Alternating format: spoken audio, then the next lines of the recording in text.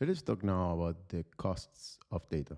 Doing statistical analysis and running analytics in general on data that you need to move your business forward can provide you with incredible gains, but at the same time, they are related usually to certain costs.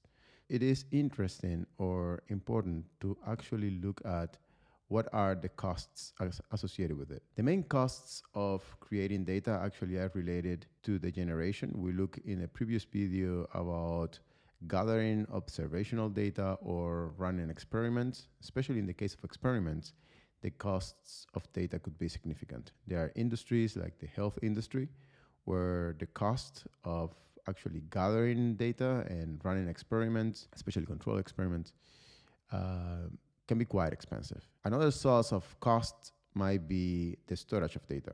Whereas the cost of storing data has decreased significantly over time. You can use hyperscalers to now save data, and there are different tiers that you can use to store data, especially in the long term. This is a cost that you have to keep in mind, especially if you are gathering really important amounts of data. One area that is particularly important to focus on is the risk mitigation part related with the privacy issues that might arise from gathering data.